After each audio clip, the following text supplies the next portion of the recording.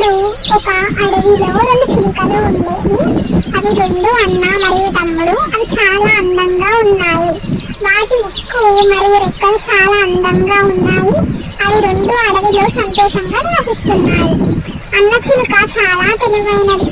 ఒకరోజు ఒక వేటగాడు అడవికి వచ్చాడు.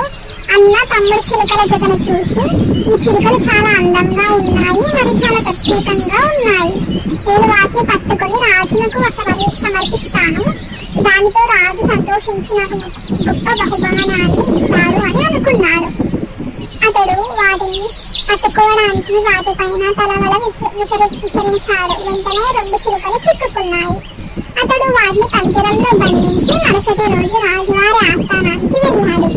అతను రాజుతో, రాజా, ఈ అందమైన జత చిలుకలను చూడండి. నేను వాటికి దట్టమైన అడవిలో పట్టుకున్నాను. వాటి అందాన్ని చూసి నేను వాటిని మీ వద్దకు తీసుకురావాలని నిర్ణయించుకున్నాను. అవి మీ రాజభవన సౌందర్యాన్ని మరింత పెంచుతాయి అని అన్నాడు. దానికి రాజు చాలా సంతోషించాడు. వేటగాడికి 1000 బంగారు నాణాలు ఇచ్చాడు. రాజు ఆ చిలుకలను బంగారు పంజరంలో ఉంచి వాటిని బాగా చూసుకోవాలని తన సేవకులకు ఆదేశించాడు. రాజుగారి ఆజ్ఞ మేరకు సైనికులు చిలుకలను బాగా చూసుకుంటున్నారు.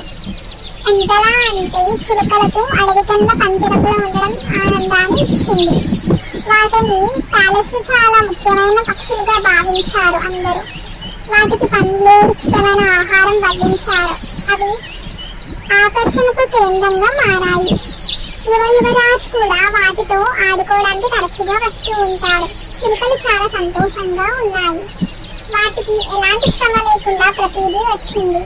అన్న చిలుక ఒకసారి తన సోదరితో, మనము ప్యాలెస్ లో ఎంతో గౌరవించబడుతున్నాము, అందువల్ల నాకు చాలా సంతోషంగా ఉంది అని అంది.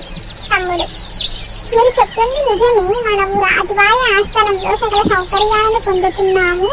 ఇది మన అదృష్టం అని సమాధానం ఇచ్చింది. ఒకరోజు వేటగాడు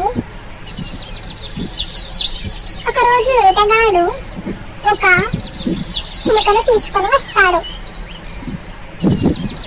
అయితే ఆ చిలుకను రాజుకు ఇస్తాడు. రాజుకు తీసుకొని ఒకరోజు వేటగాడు అడవిలో వెళుతూ ఉండగా అతనికి ఒక చిలుక కనిపిస్తుంది.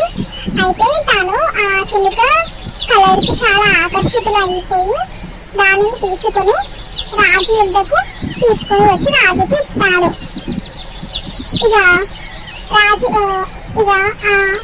ఆ కలర్ చిలుక రాగానే రెండు అందమైన చిలుకలను నిర్లక్ష్యం చేయసాగుతారు.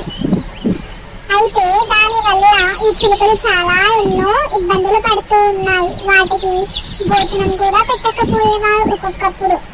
అయితే ఒక రోజు అన్న చిలుక చాలా తెలివైనది కాబట్టి తమ్ముడితో ఇలా అన్నది, రోజులు మళ్ళీ మారుతాయి, మనం ఎప్పుడు నిరుత్సాహపడకూడదని చెప్పి సోదరిని ఓదార్చింది.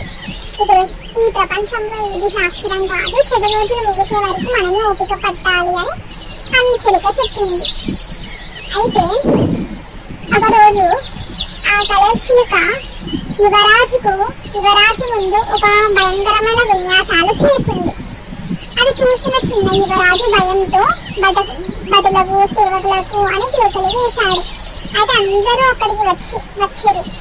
అయితే అప్పుడు రాజు చెప్తాడు, తక్షణమే ఈ చిలుకను ఇక నుండి తీసుకుని వెళ్ళి అడవిలో వదిలేసి రండి అని చెప్పి ఆదేశిస్తాడు. అయితే మరుసటి రోజు ఆ చిలుకను తీసుకొని వెళ్ళి అడవిలో వదిలేసి వస్తారు. అయితే చిలుకలు చెడ్డ రోజులు ఇప్పుడు ముగిశాయి. అయితే వాటికి మళ్ళీ సేమ్ అలాగే ఆధిపత్యం అందించారు. వాటికి మంచి వంటకాలు, పండ్లు కూడా పండించారు. అవి మళ్ళీ ఆకర్షణకు కేంద్రంగా మారాయి. తెలివైన చిలుక తన తమ్ముడికి పరిస్థితిని స్పష్టం చేసింది. సమయం ఇప్పుడు ఒకేలా ఉండదు. మరి తాత్కాలిక అనుకూల మార్పులను నిరుత్సాహపడకూడదు. తమ్ముడు చిలుక ప్రపంచంలో ఏది శాశ్వతం కాదని, ఎవ్వరూ ఎప్పుడు సహనాన్ని కోల్పోకూడదని వాస్తవాన్ని గ్రహించింది. అయితే ఇక్కడ నీతి ఏంటంటే, ఈ ప్రపంచంలో ఏది శాశ్వతం కాదు, చెడు రోజులు ముగిసే వరకు మనమే ఓపిక పట్టాలి, తర్వాత వచ్చేవని మంచి రోజులే.